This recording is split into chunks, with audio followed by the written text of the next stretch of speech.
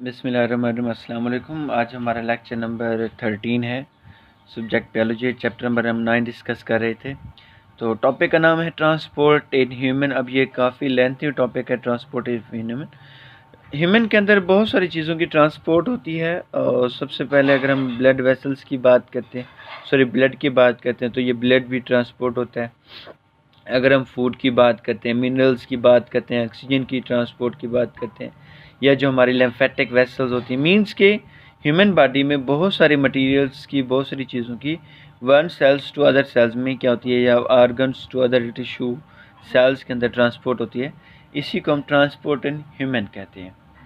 अब क्योंकि हम ब्लड की बात कर रहे हैं, तो ब्लड सर्कुलेटरी सिस्टम और लिम्फेटिक सिस्टम मोस्ट इंपॉर्टेंट है ट्रांसपोर्ट इन ह्यूमन में।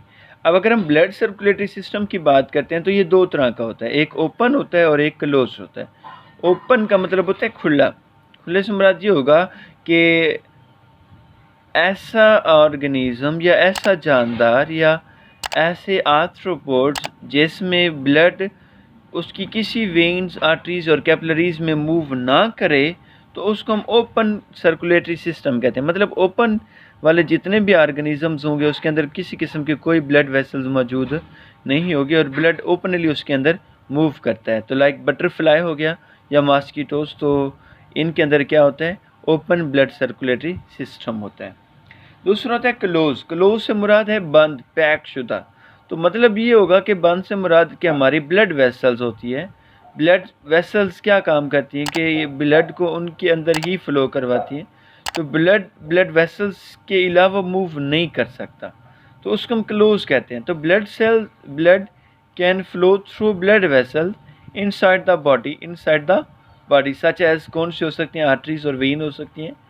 तो इस तरह की सर्कुलेशन को हम क्लोज सर्कुलेटरी सिस्टम कहते होते हैं। अब क्लोज सर्कुलेटरी सिस्टम में जो सबसे पहले अगर हम टॉपिक की बात करते हैं, तो वो ब्लड है।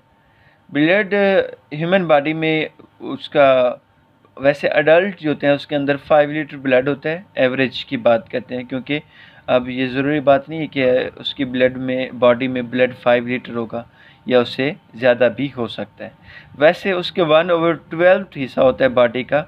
मतलब कि अगर किसी इंसान का 12 किलोग्राम वेट है, तो उसके अंदर तकरीबन 1 लीटर क्या होगा, ब्लड होगा।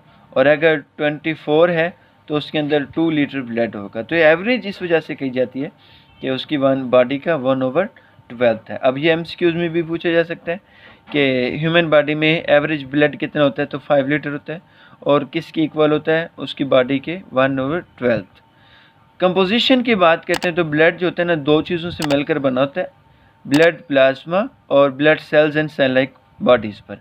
अब हमारी बॉडी में जो ब्लड प्लाज्मा होता है वो 55% होता है, और blood cells and cell like bodies जो होती है वो तकरीबन 45% होती है। अब मैं चंद एक MCQs के निशान लगवा दूंगा आप लोगों को, तो निशान लगा लीजिएगा MCQs का। ये मेन ऐसे लॉन्ग में तो नहीं आने वाले टॉपिक ये, कि 1/12 हिस्सा होता है बॉडी का। और एवरेज अडल्ट की बात करते हैं, नौजवान की, चाहे वो मेल हो या फीमेल हो, तो उसके अंदर 5 लीटर ब्लड होता है। और बाकी ब्लड प्लाज्मा कंस्टिट्यूट होता है 55% पर, और blood cells and cell like bodies 45% पर होता है।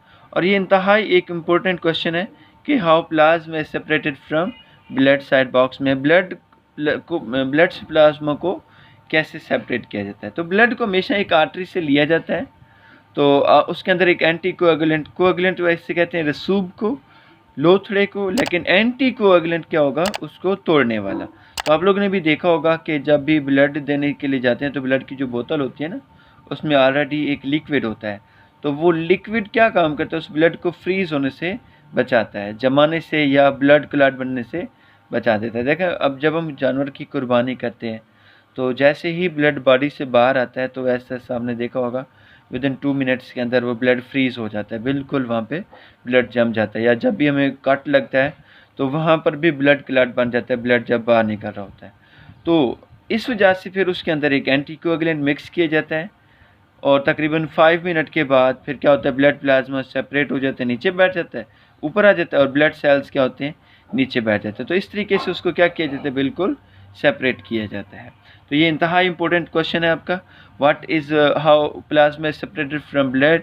इसके अलावा और अगर हम एक इम्पोर्टेंट शॉर्ट क्वेश्चन की बात करते हैं तो ये जैसे था define open blood circulatory system या व्हाट इज़ क्लोज, या दोनों का डिफरेंस भी आ सकता है कि difference between open and close blood circulatory system, या आपसे शॉर्ट क्वेश्चन भी पूछ सकता है describe the composition of blood, या write on the composition of blood के ब्लड की कंपोजिशन से क्या मुराद है। तो ये इंतहाई इंपॉर्टेंट क्वेश्चन है, ये चंद एक शॉर्ट क्वेश्चन है, तो आप लोग ने इनको राइट कर लेना है बेटा।